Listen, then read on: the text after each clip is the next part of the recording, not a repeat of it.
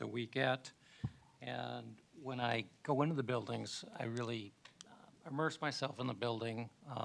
In addition to trying to get into all the classrooms, I get into the lunchroom, bus duty, carpool duty, and it just gives interesting how all the schools operate a little bit differently. You know, for example, for recess, Lake Elmo uses flags for to tell kids when to come in. Anderson uses whistles. Brookview uses megaphones.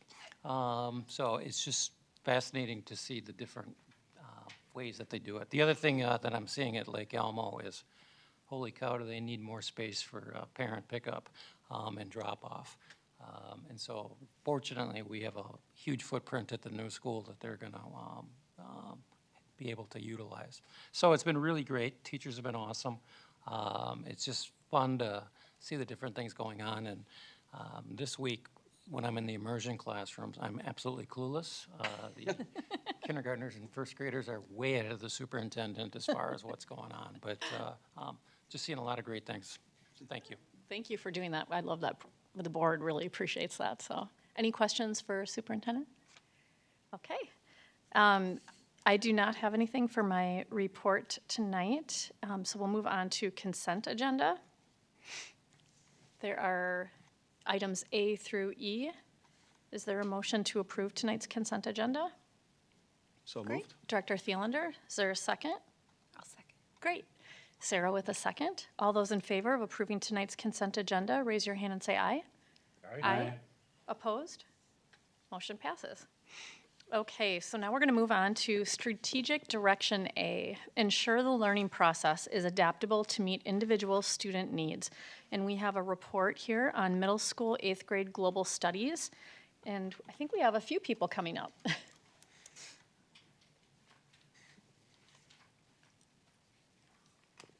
Hopefully you guys can all introduce yourselves before the presentation starts.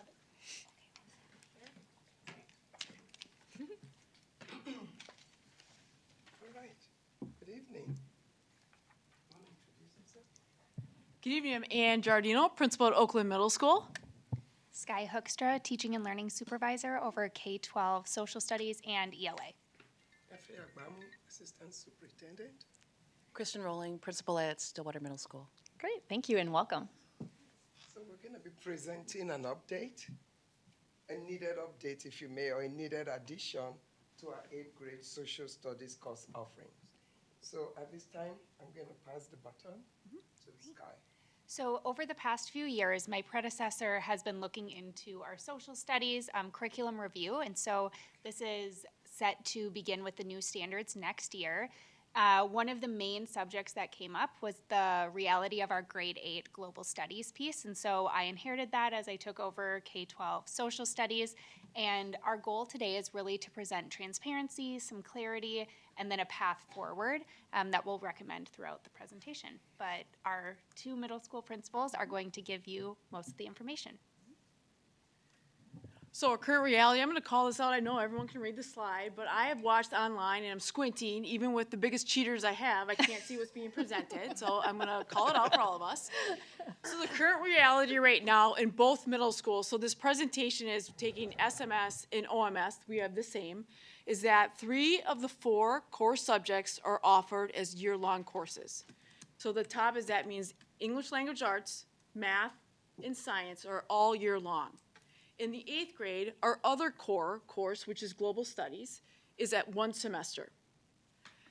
What then happens that students are, because of that schedule, are able to take 4 semesters of elective courses.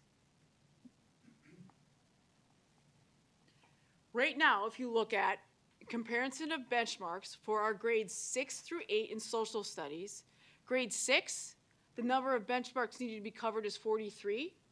They have a full year to cover that. Grade 7, the number of benchmarks to be covered is 43. They have a full year to cover that. Grade 8, the number of benchmarks to cover is 48. They have 1 semester to cover. So with this, if you were to go talk to either one of our global studies teachers, they're going to tell you that they teach with their hair on fire. They're trying to cover as much as they can, and that they currently cover most of the geography and history benchmarks, and they cover some of the citizenship and government and economic benchmarks. That is due to the nature of having one semester to be able to teach those 48 benchmarks. So the concern is breadth versus depth. Got to call out, did not do any of this slide, but I got to give props to Sky who did. And so Sky was able to work with our peer districts to find out exactly what were they doing for 8th grade global studies. And taking into districts that are very similar to Stillwater. I'll pause to let you read. Who has global studies for a full year? And then who has it for a semester? It's Stillwater. So full year, Forest Lake, Egan, South Wash, Roseville, Prior Lake, White Bear, Mounds View, Centennial, and then one semester long in Stillwater. Recommendation, and I promise Kristen's going to be talking soon to you. Our recommendation is that as a principal and an instructional leader, our recommendation is that global studies will be provided as a core subject to have the same year-long to be able to cover the standards and benchmarks that our other classes have. This will ensure that all of our core classes, ELA, math, social studies, and science, has the opportunity to cover all state benchmarks and standards and set our students up for success. This will be done through a change that will be cost neutral to the district. So, given that recommendation, the impact on the grade 8 electives, moving from 4 semesters of elective to 3 semesters of elective. If you look at Oakland Middle School, those are the available electives that 8th grade students are able to choose from. So art is a semester elective, AVID being a full year elective, band, choir, and orchestra, all music are all one full year. Design and make semester and whatnot. And then Spanish, world language is actually a high school course for high school credit, and that's also a full year. So 4 semesters, you can, do the math, you can take 2 year long or 1 year long and 2 semesters. So moving from 4 semesters to 3 semesters, how it would impact is now you're able to take 3 semesters. So you couldn't take 2 year long, you could take band and a semester. So where that impacts students in the schools is if you're wanting to take band and a world language or a world language and AVID, you're not able to do that. So that's how that's going to impact our students, and then also not being able to take a high school credit course in Spanish or French and having to wait to take that in the high school. Great. Thank you for that presentation. We'll open it up to questions. This is, and correct me if I'm wrong, Dr. Funk, this is not something we're voting on. This is a... The course is already in place, it's just we have not been following the state standards with the course. Right. Do we know the history behind how this happened, came to I've be? tried to ask a few people who've been here a while. I don't have a similar answer, so I'm not real sure what the Okay, history is. okay. Yes. So what we're doing right now in global studies is just cramming it all in that one semester, and we just need a little breathing room to get it in with some substance and, okay, Yeah, as much as they can get in, and then going a little deeper when they need to. okay. Any other questions? Yes. In terms of the year-long electives, like, for instance, like Spanish, will there be an opportunity for kids to still take 1 semester of it, or will it be just a year or nothing? I think that's undecided right now. Okay, got it. My only question, or obviously I know this is something that has to be done educationally. I mean, we're not meeting the obligation of teaching social studies in a responsible fashion. I think the chart that whoever put together, that we're basically the only 8th grade that does this or attempts to do it in a semester. And it doesn't sound like we're doing it in the way that we would want to for students, but it will have an impact because now because I'm sure at some point in time it was done to allow students more choice to take 2 year-round electives. Have you been hearing anything about this from staff? I'm assuming students maybe not, don't even know that this is going on, but has there been any feedback at all on this? Allison, I expect a lot of feedback tomorrow about that. I think this is something that we've been working on and know that we're going public at this meeting. Of course, there's going to be the whole scale of emotions out there because we do heart work, right? We do the human work. And so there will be people that will be impacted by if a course isn't offered or if there's not enough students that want to do my elective, that could impact me as a teacher. And so there undeniably will be lots of different emotions out there. And I can report back to you after tomorrow. Well, and I know that I'm sure we'll hear from community members as well on the school board. And obviously, our first obligation has to be like yours to teach to the standards. And so I want to recognize that everyone at the board supports all of these electives, as do you as educators. It's a And tough- electives don't go away, so please know that middle schoolers will still have the opportunity to take electives. What it will look like might be different. So if I had the opportunity to choose 2 different year-long electives, I still will have the opportunity to choose electives, but what I'm taking might be a year-long, it might be a semester. So there's could also be the opportunity to be able to take a lot of different things. Right. Yes. One of the things that has come up is, you know, you mentioned the credits for foreign language in 8th grade. And I think one of the things that came up, correct me if I'm wrong, from a curriculum angle is, what about Spanish 5? What about French 5? What's the impact on the high school for that? Sky, do you want to just address that briefly? Yes, so there still would be students who might choose that. I got a question around like Amigos Unidos going in. The reality is that our current way that we're doing it might have to shift. There are still ways to do placement tests. There are still ways internally to offer things that our students need. It just might not look exactly how our system is now, that if you take Spanish 1 in 8th grade and complete it, then you automatically are able to move into pieces. But several schools around Minnesota are finding creative ways to have their immersion programs still offer other pieces. It just isn't going to look exactly how ours is.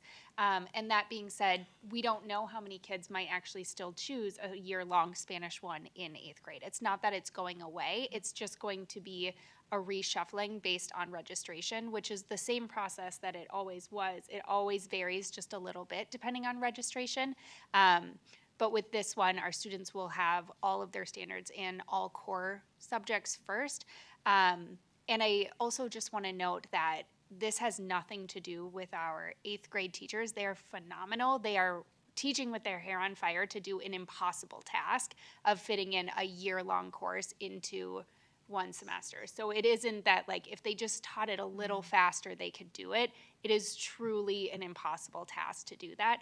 And I just wanted to make sure that that was known too of they are doing their very best. Great, thank you. You say this is being introduced right now. Has this not been discussed with the teachers for any kind of feedback ahead of this announcement right now? Well, in regards to Pete, it's kind of a twofold. So as Sky had talked about, her predecessor had been talking, and this was something that I knew as a building principal, as our social studies department knew that this was something that was going to looked at because it was an opportunity for us to look at this and feel like, why are we doing this? And so that's been for a couple years, Pete, and we knew it was always going to be something that we looked at. Okay, thanks. Thanks a lot. This is great. I really appreciate you highlighting the trade-offs because helping us understand what some of the trade-offs would be is something that's very important. So I appreciate having that right in the deck and being up front. So I appreciate that. One question is, I guess I'm not fully understanding the next steps or what happens next after today. So this would be something that we're doing for next school year. And so we still have 3 remaining PD days that are already slotted for social studies teams to be developing their curriculum going into next year. This isn't specific to just 8th grade. All social studies have new standards that are just tweaked every 10 years for that. And so we will be able to plan for a year-long course versus the current, which is why we need this to go forward now, so that as they're planning and getting ready for next year, moving from a semester to a full year is going to take time and work by the teachers to develop that course. Can you, I'm imagining if I'm a parent and, my child comes to me and says, I can't take 4 elective courses, which maybe that impacts some students. I don't know to what extent. But has there been thought about like how that communication is going to go out? Because most people probably don't watch a board meeting, but as a parent, I would be greatly concerned to find out that we had this kind of odd social studies class that was not covering the standards appropriately. And as a parent, that would matter to me to know that why we're doing it isn't because we want to eliminate a semester elective, but it's to properly educate the students in our buildings. Is that going to be sent out? Yes, it will. And so that's some of the timeliness Okay. as well, is because registration begins for us in December. We start building our schedule, students start making those selections. So that would allow us in December the opportunity to be able to share with all families going forward, like what the reasoning why, Allison, and then what the options they have available to them. Perfect. Anything else? Part of the reason we're having them come present to the board tonight is we want, first of all, the board and the public to be to be aware of this. We're not just creating another semester and putting it in the registration guide. So as you heard both Sky and Ann talk, that the social studies teachers have been working with, I think it was Rebecca Beal for the last few years, and this is now it's coming to fruition. Well, thank you very much for this update, and it sounds like you guys are thinking about how to minimize impact with creative ways of kind of offering things, so I know from the board standpoint, we appreciate that on behalf of our families and all the hard work that you guys are doing every day. So we don't always get to see our middle school principals, so thank you both, for you and your staff, for all the work you do in our middle school, so thank you, and Sky, of course, and FA too. Thank you. Thank you. Thanks.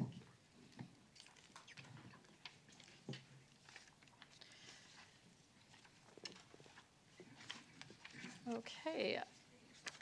Our next item, under Strategic Direction C, utilize systems and align resources in an efficient manner to support learning. We're going to talk about an action item tonight, sale of Lake Elmo Elementary property. And with that, we have Mark here. Hi, Mark. Good evening, Chair Sherman, members of the board. Tonight I'm here to talk about the current Lake Elmo Elementary School. Back in September, mid-September, we put the Lake Elmo School on the market.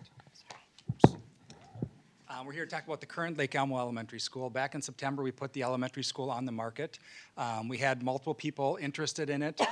We toured them through the facility, talked through it, and we had one group have an offer on the property. Over the past few weeks, we've been in different negotiations with that group, and we finally settled on a purchase price, and we're here as administration to recommend that purchase price. So administration recommends we sell the current Lake Elmo Elementary School to the Valley Community Center for $4,250,000. So with that, I will open up to any questions or comments that the board may have. Great. I'm going to go ahead and make a motion to approve the sale. Can I get a second? Second, Thielander. Great. Director Thielander with the second, and questions to Mark. Great. Oh, yes. I'll just say, thank you. I think it was a good process. We had multiple closed sessions and appreciate, the counsel we got from our real estate professional, Brian, and I thought, felt really informed, and I'm really excited. I think it's a win-win for the school district and the community as a whole, so appreciate the work that you're doing on that. Well said. Thank you. Yes, Dr. Funk. Is there any possibility that this could be sold again as a school? No, there is a clause in there that the deed will have that the building can, or the property can no longer be used as a public, private, or charter public school, or charter school in the future. So that is part of the purchase agreement. Okay. All right. With that, and not seeing any other questions, everyone in favor of selling Lake Elmo Elementary property to Valley Community Center, raise your hand and say aye. Aye. Opposed? Motion passes. Thank you, Mark. Okay, our next item is a action item for a fiscal year revision, fall budget 25-26. And with that, we'll welcome Marie.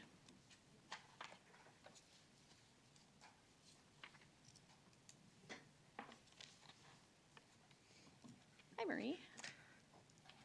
Good evening. Chair Sherman, members of the board, superintendent, members of the community. So this evening, I come before you to present a fall budget revision. This is a little bit earlier than we normally do this time of year for budget revision. This is mainly due to some of our legislative items. We had talked about this earlier in mid-June about doing a revision, mainly due to the legislative sessions still being a lot of those items unknown when we adopted the preliminary budget. And then during our fall season, we also have an October 1st enrollment count. So coming before you tonight to just give you an update on those numbers. They are, again, preliminary projection. Again, I did some updating for our budgetary purposes. So again, before you here, this is again data that's off the MDE website through 2024-25. And then our 25-26 numbers, again, are preliminary, but again, those will continue to be updated for October 1st within the next month or so. So you can see there the trend line way at the top. It kind of wavers with 2021-22.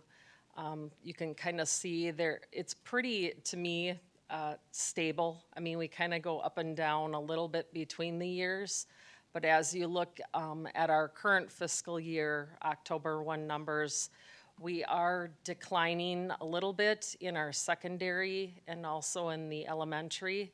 The middle school's staying pretty stable there at that 1,891 in the middle. But again, these numbers are preliminary. They will change before the end of the fiscal year. And again, this is October 1st. This isn't our final numbers for our 2025-26 school year. So with that, I take some trends. Again, this is K-12. It does not account for, and again, I just kind of noted that on the bottom of the chart, any of our early childhood special ed or the voluntary pre-K numbers. Those also do provide revenue to the district, but again, we're looking just at those K-12 trends here. So as we look at enrollment in what we originally projected in the preliminary budget, in the middle column there, you'll see that we budgeted earlier this spring our projection at 8,100. Our actual October 1st count is 8,071. What's important here and why we're resetting the budget or resetting our preliminary or projection at this point in time is the little yellow box to the right. I just added a note there.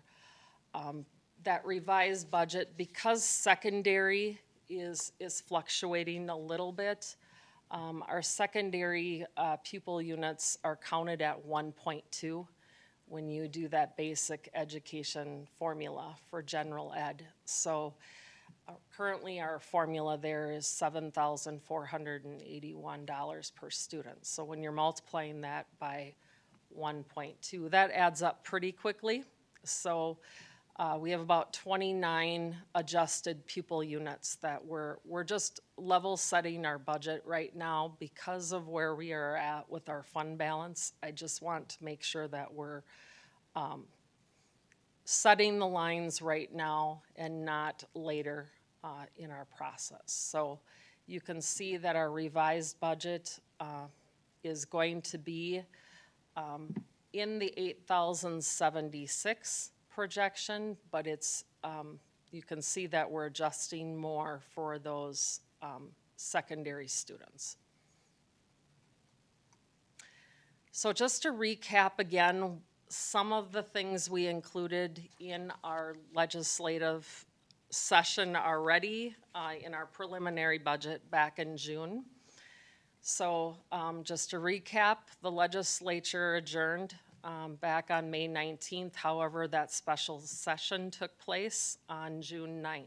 And that's where the education and omnibus policy bills were settled. We did include in our original budget the inflation adjusted revenue formula already. That increase of, it was a 0.74 we added additional to our projection. That was about $1.8 million in total, that 2.74%. We originally assumed a decrease to the compensatory education revenue. There was a lot of talk about what they were doing to the formula because there was a 2023 law that was enacted that was going to decrease compensatory education. And there's a one-time only for this fiscal year session law that was passed.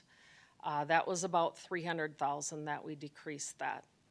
And then we also did use operating capital fund balance of a little over $1 million in our budget for the READ Act literacy curriculum.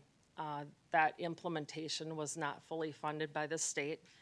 And then we have the new paid family medical leave payroll tax effective this coming January. And the employer share is just a little over $300,000 on that piece.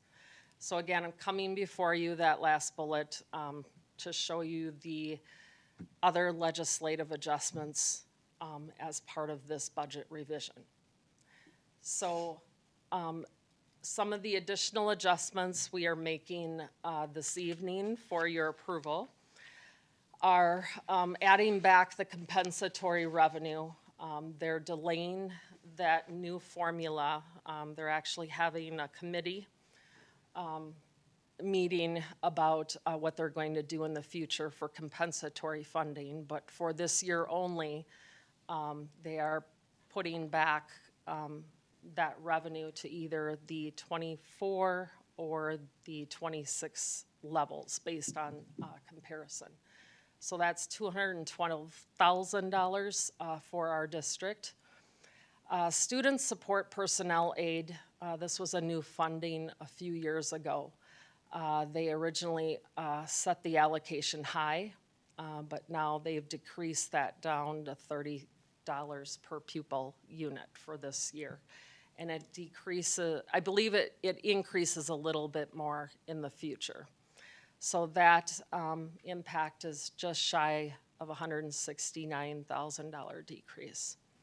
School library aid, that decreases to $10.27 per pupil unit, and that will go even lower in future budgets. So you can see that's about $53,000 impact. And then the reimbursement to special education pupil transportation. So this one was a little hidden in the legislative impact. So as you, this, especially for our district, the costs have significantly increased for transportation and even for our special education pupil transportation. So those eligible costs for reimbursement, we were getting the 100%. That drops to 95%. And then I believe it's 90% in the next fiscal year. So you can see that impact is negative $351,000 for this current fiscal year. And then They're also at the state retaining now for administration costs, or they may retain for achievement and integration program funding. They're increasing that administration cost. So it's $12,000 additional that they'll be retaining out of that funding. And then the pension adjustment, so there's revenue there to offset the Employer Teacher Retirement Association contributions. So even though we do get that revenue for the pension adjustments, you can see down below we have to count the expenditure as well. So it's basically a net wash, revenue in, and then the expenditures down below. And I see Dr. Funk wants to add. Before you go on to the next slide, I just want to emphasize, this is a June surprise for our school district. All right? Our budget, preliminary budget, was built on none of these numbers, Yep. okay? So when people talk about contacting your legislator and emphasizing the need to fund education, this is very challenging for us as a district, getting this $372,000 surprise from the special session. So I think it was just a significantly negative event for our school district and for school districts throughout the state. Yep. So they didn't do us any favors here. Can I throw? Would similar districts to us have similar hits just like this? I Yes. think that might have been what you're saying. Okay. Correct. There's an impact spreadsheet by district posted out there on the state website. It was some initial formula numbers. I mean, you have to take your enrollment now, but it is out there, yes. All right. Thank you. So those are the legislative adjustments, and I wanted to reflect this because it kind of tells your story in the next sheet here, or slide, on just some of the other impacts we have as a district. So our enrollment and programming side, we did get some revenue in because our special education transportation costs were higher. We are eligible for reimbursement. So based on our last year's activity in transportation, we did see a reimbursement level of that, of those funds. So you did see revenue of approximately $900,000. But remember what I just showed you on the previous slide, it was reduced by $350,000. So think together as we look at both these slides, I wanted to reflect them a little bit differently as we look at this as a whole on the next few slides. And if you think about from 100 to 95 was a reduction of $350,000. Look what's coming next year, folks, down to 90. So you're looking at another, if we maintained our current special education transportation expenditures. Correct.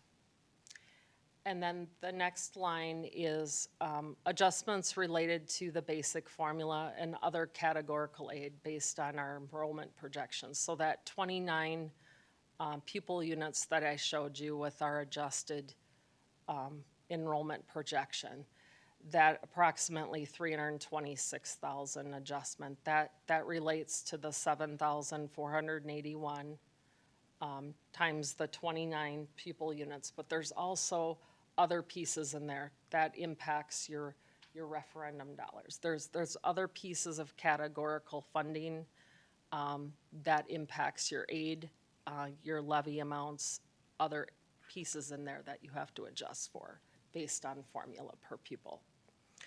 We also did get an adjustment in our county apportionment revenue. Those are other dollars that tie to a levy. We do an initial estimate at the time, and then we get those amounts mid-year. So I added that to our our revenue total. So you can see we actually, on this slide, as a district, have a pretty good positive revenue, as we also have to, when you have transportation expenditures, we're making that adjustment to the expenditure budget for transportation. So adding in the costs for the special ed transportation increases. And then we also adjusted some staffing adjustments for enrollment changes and the legislative sessions. So there were some staffing changes within the district, a couple positions that we had adjusted earlier this fall to account for some of those different pieces of the funding that we knew about. So those changes have been made. So if you look at the bottom line impact here, that $372,000 makes up for what the legislature basically took away. So the bottom line impact to our fund balance is zero. We have a balanced budget because we did make up some of our expenditures. And so walking you through the revision here, our overall revenue that we're coming tonight before you is to add $488,000 to the overall general fund revenue, but we're also adding $488,514 to our expenditures. There is no addition to our fund balance. This is a budgetary number. If we spend less throughout the year, we may have an addition to our fund balance. But right now, this is a revised budget or a budget revision. And so that's the presentation for this evening. For our auditors, we do ask that you approve the revision. That's just protocol. And if there's any questions or additional. So I'm going to go ahead and make a motion to approve before we move into a question period. Is there a second? I'll second. Great. Director Hockert with the second, and then questions for Marie. I think my less of a question, more of a comment is I think that this gives the legislative committee some good numbers to look at that actual impact of the special session and how we then can communicate that impact to our legislators. I think will be really important, and it's a question I know that most AMSD districts are struggling with right now, is how to communicate that impact, because even though there was the inflation-adjusted funding, you give and you take away, and the net is a loss for a lot of districts here, so. Oh, did you? No? Thanks. Sorry. Any other questions or comments? Great. Okay, we have a motion and a second. All those in favor of approving the revised 2025-26 budget, raise your hand and say aye. Aye. Aye. Opposed? Motion passes. Thank you.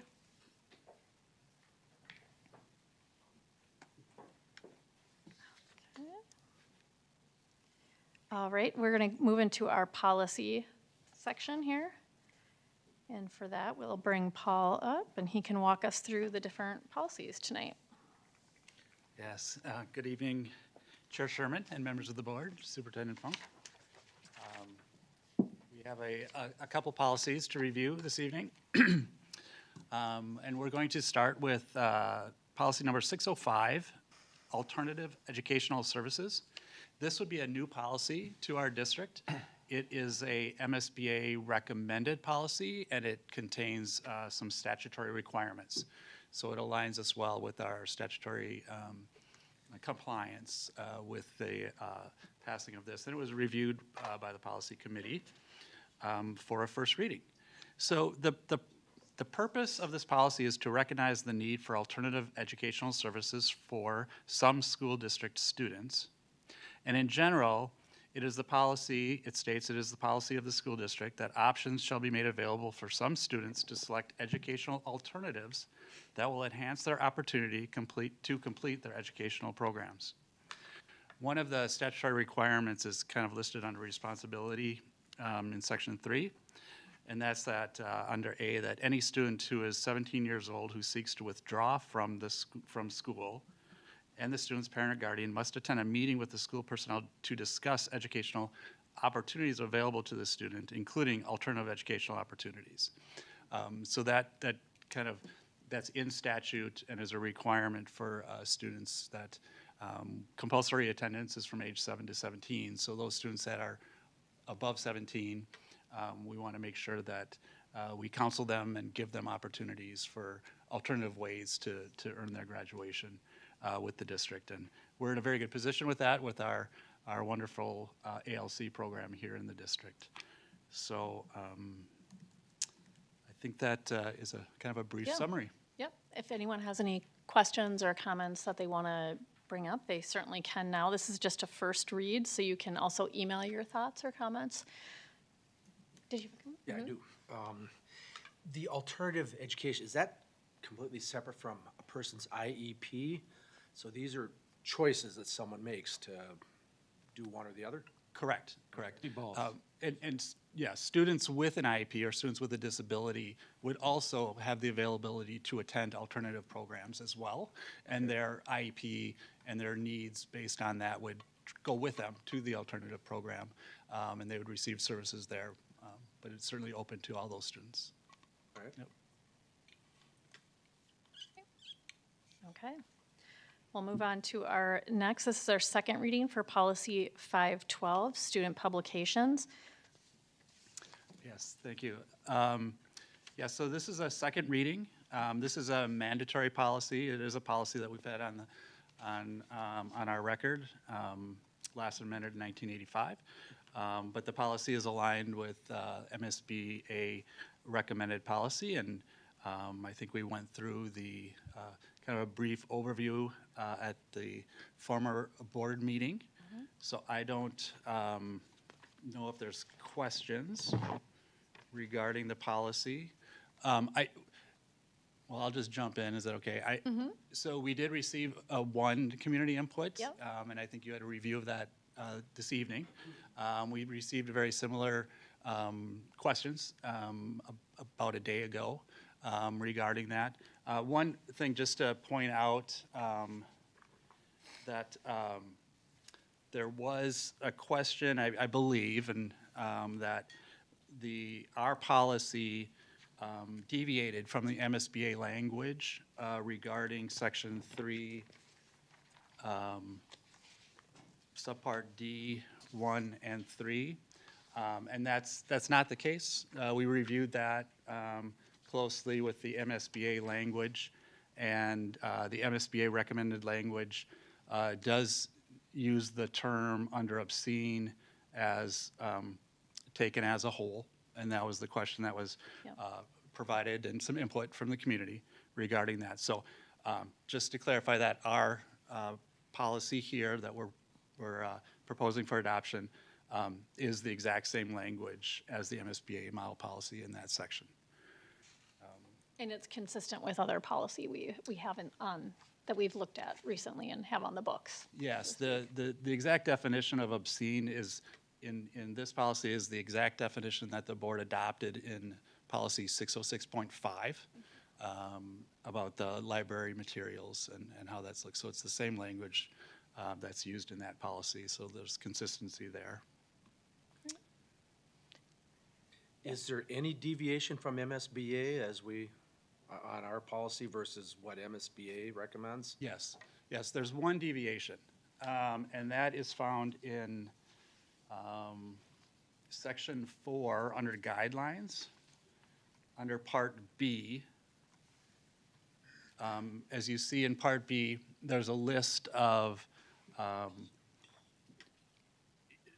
the prohibited school activity is prohibited when the material is, and there's this list.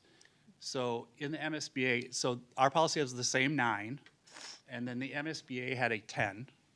And that language is removed here. And that language states, is distributed or displayed in violation of time, place, and manner regulations. Then further in the MSBA policy, under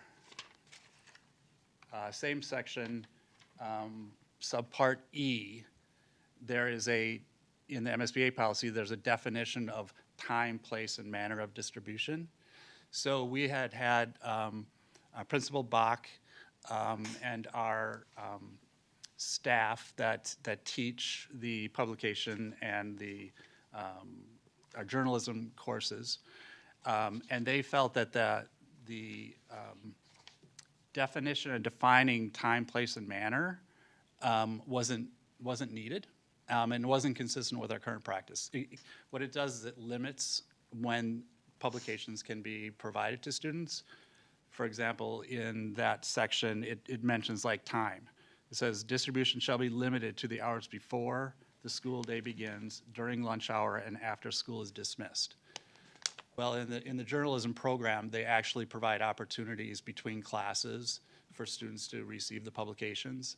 And so it was just, they didn't feel that having this kind of a tight regulation on time, place, and manner was needed. So they had recommended to the committee to remove that section. And it doesn't have any mandatory or requirements under statute or anything. Paul, can I add just one more thing? If I'm remembering correctly, I think some of it had to do with that it's electronic distribution and not just paper. Right. So this policy very much felt like you're handing out papers to kids between classes or before or after class. But in reality, it's all electronic. So then limiting that time of distribution didn't really have the same impact. Yeah, So didn't fit, yeah. It didn't feel as if it was necessary. And that's the only deviations, Okay. is really about that time, Appreciate that. place, of Thank you. distribution. Yep. All right. We'll move from report to action on this, if there are no other questions. Is there a motion to approve? I'll move to approve. Great. I'll Direct- second. Okay, Director Thielen with the second. All those in favor of approving policy 512, student publications, raise your hand and say aye. Aye. Opposed? Motion passes. Thank you. And then we have I'll let Dr. Funk explain this, but we had to revoke policy 731, and I'll let you explain. So this afternoon, we had our financial advisors look at this, and I haven't had a chance to speak with them yet, but I'm recommending that we don't take any action on this, because we were going to be revoking it. So I'm just Yeah, recommending just to be sure. no action, so no motion, no second is my recommendation. Great. So we'll report back after we hear back from everyone. Okay. So now we're going to move on to our next item. Thank you, Paul, very much for that. Strategic Direction D, develop strong partnerships with the communities we serve. And we are focusing a lot on enrollment. And so with that, we have a report on enrollment marketing update. Wonderful, thank you. Someone new with you. Yes, good evening, board members, Superintendent Funk and Chair Sherman. I'm here with Melanie Olson-Cox, who is our newish, I'll say newish, she started over the summer with us as our communications supervisor. And tonight we want to talk a little bit about the work we are doing in the area of enrollment marketing. And really our focus this year is on attracting, engaging, and converting prospective students into enrolled students. And you heard Marie say again in her presentation earlier, kind of showing that connection between students and revenue. We don't like to think of it that way always. We want students to come here because we want students to come here and get a great education. But we do recognize in these financial times that when students come to us and stay with us, that brings revenue in that can help us offer even better programming for all of our students. And so enrollment marketing is a big focus for us this year. It's not new. We've been marketing for years. We know that we are in a competitive environment and we need to help our community understand what we have to offer, but we're being even more intentional and expanding our reach this year. So we wanted to just share some of our strategies with you. And I will start by giving a little more context and background, and then Melanie will talk through some of the strategies that are in place. You have heard us talk before about capture rate. And what that really means is there's a certain number of students that live within our boundaries, how many of them attend our schools, and how many are going elsewhere. And we have a capture rate of about 71% right now.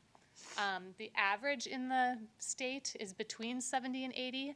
I would say a lot of the metro schools are probably closer to that 80 number, and that would be our goal as well, is to move closer to that. We have about 8,400 students from early childhood up through K-12 that are choosing our district, and I think most of them will tell you they're getting a great experience here, and we have a lot of really happy families and students. But there are also a lot of students you can see in that open enrollment out bubble that are choosing other options. And part of the reason is we just have a lot of options in Stillwater and in our community. There are a lot of options for families, from privates to charter schools, a lot of homeschool families. There's just a lot of choice here. And that is really why we see what we see. Another fact is we have a changing population too. We're an aging community. We have more more people living in our community that don't have school-age kids than do. So that's certainly a factor in that number as well. But overall, we know we want to get closer to that 80% number, and that is really our goal moving forward. And we have set that as a goal, and as a team, we kind of looked at what our market share is and where we want it to be, and we looked at some of the factors that can impact that. We know that we are also a growing district. We have a lot of new housing, especially in the Woodbury, Lake Elmo area. So we do want to leverage that new housing growth and make sure that people moving in know that we are a really great option for their families. And we'd like to see our market share rise to where we were like kind of pre-COVID, the 2018 levels. So that's about a 1.5% market share over the next 3 years is our target.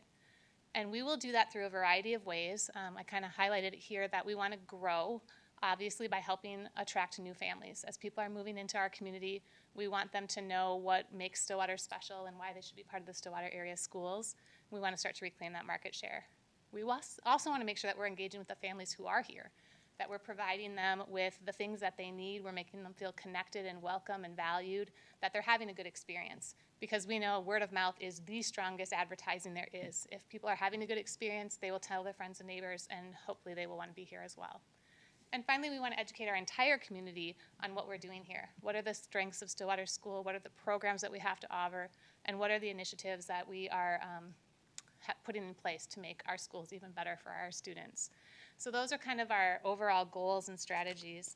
I think it's important to note, too, when we talk about marketing, there's a lot of different things. People think of billboards and ads, and that's part of it, and that's definitely what we're going to talk about tonight, some of those key strategies. But I think it's also important to look at the bigger things, which I think are even more important. What do we offer people when they're here? What are those programs and experiences that they're going to have? And we have to make sure we have quality programs and experiences. That's what's going to draw people in. That's what's going to make them stay. We've had a lot of conversations around the board table about some of those programmatic changes.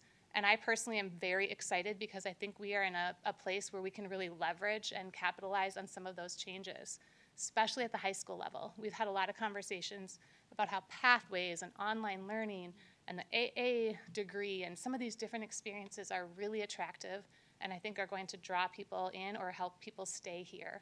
So those sorts of things, when we look at gifted programming and how we can provide better services to our cluster students and make sure that our gifted students are getting what they need. One of the things I'm most excited about is immersion. We've had immersion for a long time, but we've never really been able to market it because we had no room.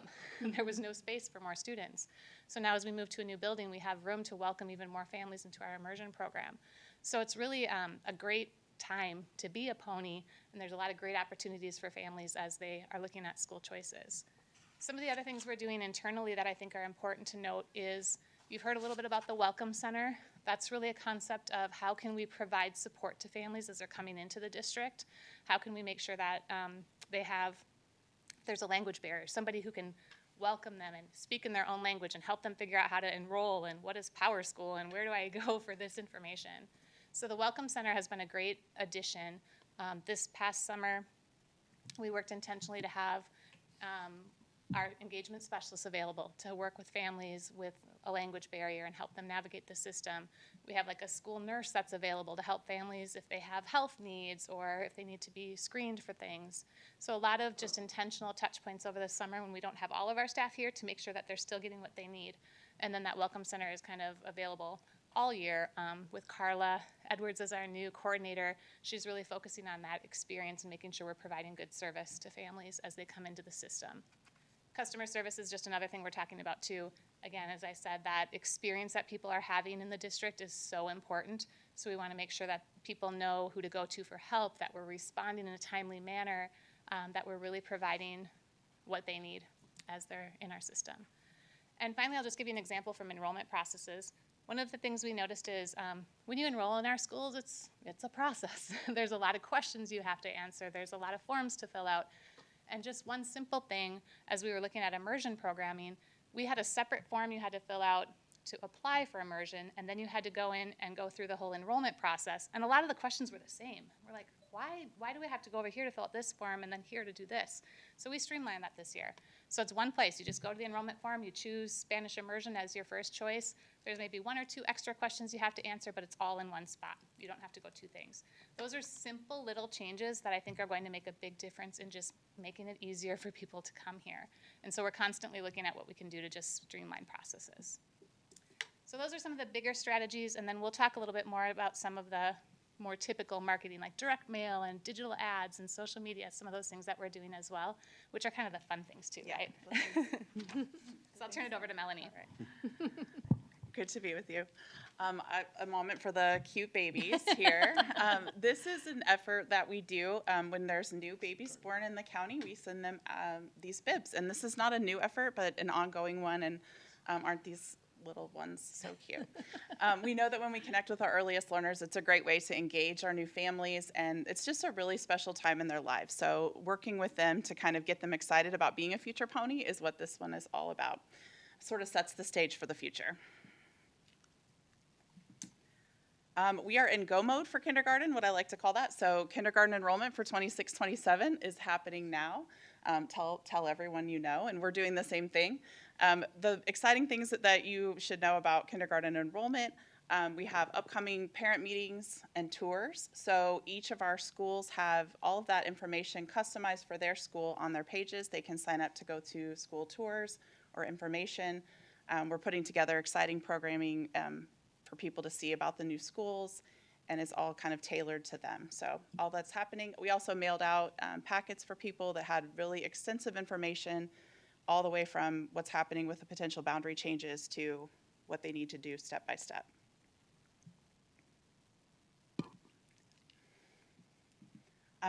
Carissa talked about this, but really exciting. For the first time ever, we can really focus on marketing the Spanish Immersion Amigos Unidos program.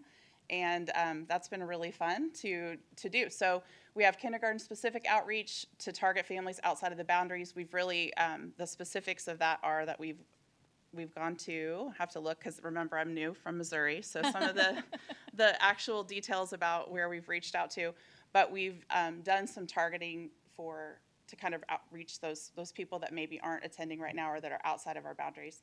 We're also working with our community engagement specialists to target our native Spanish-speaking families that are within our district, so we can really focus on that immersion. With all the space we'll have at the new Lake Elmo, this is huge, so lots of room for growth. And this one's just for fun, to show you a little bit about what we're doing. One of my favorite things is content, and making content and creating, of course, in our schools and with our students. This sign you can't say says we've saved a space for you or something on the little signs that they're holding. But Yeah, in Spanish and English. So on Instagram and Facebook, anytime we create short form video content like that, we get a lot of reach, we get a lot of engagement. It's great awareness marketing. To be honest, it's one of my favorite things to do, spending time in the schools, getting to know the teachers, and it works really well too, right? So that video between both has 12,000 views, over 200 likes, and plenty of shares. So talk about getting people excited about being a pony. Some additional things we're doing, we have direct mail. We have a specific targeted audiences for a postcard for Lake Elmo. It targeted Oakdale and Woodbury residents right around the western edge of our boundaries, and that was about 4,000 of those went out. So you don't have to live here to learn here. And then for the new Bayport, for this one specifically, we targeted students that are not enrolled currently at Anderson that could be, which is one of our schools where we have the highest rate of people that go elsewhere. with these campaigns, it's not just mailers. We'll also have digital ads, and you'll see social media and more. And you want to talk about future? Or do you, okay. So as we touched on briefly, there's a lot happening at the high school, so we are really excited about all that we can do to promote the new high school programming. Registration guides come out in January, and we have a whole campaign built around that. So as families here are getting registration guides, we're also reaching out to families who may not currently be enrolled in our district, who we think might be excited about the new opportunities. So watch for a lot of, again, social media and some targeted print mailings going out to families across our community and beyond. Preschool is coming up in January is when we do our big preschool enrollment push, so we will be doing a lot of targeted messaging to our current 3 and 4 year olds as they're getting up into preschool next year. We've also had some conversation about what gifted programming might look like next year, so as we move the GATE program to the new Bayport Elementary. And also I think the bigger thing that we haven't had as much conversation about is the work we're doing to intentionally improve our cluster programs and really what can we do to better support the students who are in our elementary schools and need that additional learning opportunities in clustering. So I think there's a lot of exciting things there that we want to let families know about, and there'll be more information coming out later this year. And believe it or not, our high school's 150 years this next year. Hold on just a second. On the GATE program, again, we talked a lot about it with the immersion program. With GATE being in Bayport, where there is capacity in the building, one of the things internally we've been talking about is, do we grow the self-contained program in 4 or 5? So that's another opportunity that we're looking at, and how we would market that. Thank you. So the 2026 year is the 150th anniversary of our high school. So we're also thinking about some fun ways that we can celebrate the anniversary of our high school, tying it maybe to some of these new experiences, but just also in general, it's just a fun time to celebrate our district. One other thing we didn't have on here that we were talking about a little more today is our ALC right here in this building. Yes. There's room for that program to grow as well. We have a beautiful facility here. We have amazing staff and great programming. So we're also looking at how we can promote the ALC and bring more students in there as well. So stay tuned. There will be many more exciting things to come, but that's just a sneak peek. Overall, as I said earlier, it's a great time to be a pony. There's some really exciting things on the horizon. We are encouraging people to enroll now, start tomorrow, or start next fall, whatever it is. You can scan our QR code here or go to our website, and we can walk you through the enrollment process. You can also contact us at Central Services. We have an amazing enrollment processor in Julie Tonkin who can walk you through every step of the way. And we have our Welcome Center too to help people as they navigate that. So we will open it up to any questions, but again, I just want to encourage people to reach out if they want to learn more about our schools, come visit, schedule a tour with any of our principals. They'd love to welcome you into our buildings. Thank you for that update. Questions? I should have had my hand before I even asked. In, out, in, 389, out, 3,979. That's a big change. The in, I would assume that means people from outside of our borders coming in. Yes. Probably not from the east, but because of the river, but Matamidi, South Washington, wherever, right? Yes. But the out doesn't necessarily mean leaving our borders. It means going to the private schools, the home schools, whatever. Is there any breakdown to that, the out? I can give you a little bit, and we have an enrollment update coming, but I'll just, Marie and I were looking at some numbers just last week. You know, our kindergarten's a little low this year. I think we're at 515, and we're projecting probably 530. And you know, you just saw those numbers from Marie here. Looking at the data, we have about 100 kindergartners who go to a charter school nearby. Okay, so that's 100 right from the, and then they matriculate through this system. St. Croix Prep has about 800 of our students who go to school there. Altogether, K through 12. Yes. So the question is, okay, yeah, we lost them at some point along the way, all right? And so, again, I think the challenge for us and what we've been doing and having discussions with the board is what differentiates Stillwater for opportunities from some of our competitor schools or districts. But those are just too little. I mean, they're not little, they're significant. The other thing is, I think we lose a few hundred students to Montemita. You know, they're right on the border with us. But do we get some from Matamita? Very few. Okay. We lose more than we get. Really? Surprised. So, but that's going to be an opportunity to have a discussion with the board here in about a month. And then we are also have talked about having internal discussions on, you know, looking at our situation. But yeah, I mean, that's really people who live in our communities choose to, 100 of our kindergartners out of the 515 choose to go someplace else. So it could be 615 or even half of that. So I mean, when Carissa talks about increasing market share, that's what we're talking about. It's just those impactful things. And I think when I talk to my colleagues in other school districts, they're surprised by the number of options we have in our community. I mean, we really do. We have the largest charter school in the state here. We have other charter schools. There's privates. There's online. I mean, there's just a wealth of opportunity here for families to choose from, and that's really, really what we're dealing with. Yes, what part of that 3,900 out is PSEO?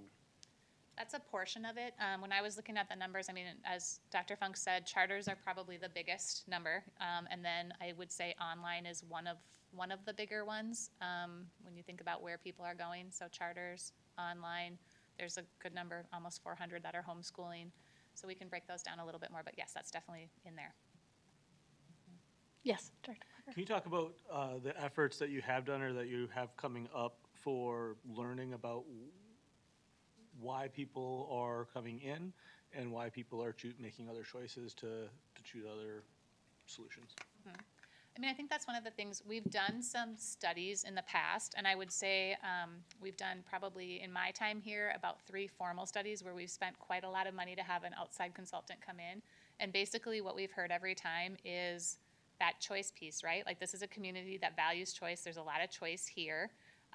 Sometimes it's logistics, like just what makes sense for my family's schedule. That's how they're making choices. Sometimes it's because of personal beliefs or values that make them choose something more like an online or a homeschool or a private school, non-public. So I think there's a variety of reasons.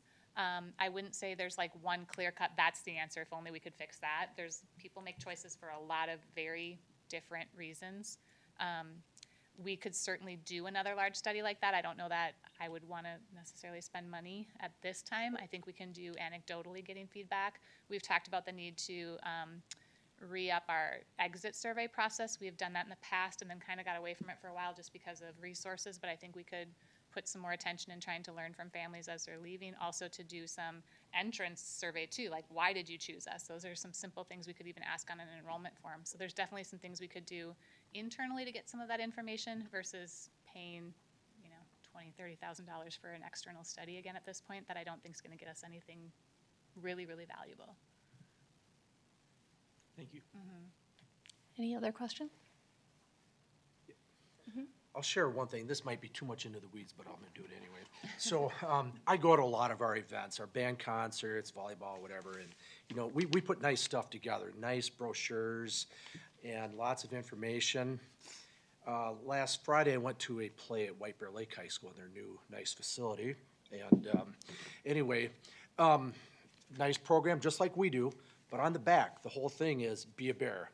It's information, it's a scanning thing, and I'll share this with you afterwards. So I thought, I saved these as souvenirs for a while. We don't have anything like that in ours, so maybe just having the information available great idea. is a great start. I'll share that with you. That's one of our favorite things to do. Melanie was just at a conference last week. Like we grab examples from other districts and we're constantly learning from what they're doing. I think that's a easy, fabulous thing we could do. We get a lot of people that come into our schools for other events. Right. Thank you so much for this update. I know that we have a lot of focus on enrollment, rightly so. So thank you very much.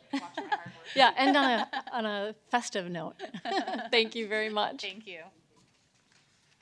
Okay. Tonight we are going to do we're going to move to a closed session. And just to let the community know, we're going to move to a closed session and then we're actually going to return with our last agenda item, which is a update on negotiations. So right now, we'll move to closed session. The next item on the agenda is a closed session pursuant to Minnesota Statute 13D.03B. The governing body of a public employer may, by a majority vote in a public meeting, decide to hold a closed meeting to consider strategy for labor negotiations, including negotiation strategies or developments or discussion and review of labor negotiation proposals conducted pursuant to sections 179A.01 to 179A.25. I will go ahead and make a motion to move to closed session. Can I get a second, please? Second. Great. Director Kelsenberg with a second. All those in favor of moving to closed session, raise your hand and say aye. Aye. Opposed? Motion passes unanimously, and we will move to closed session and return with our negotiation update. Thank you.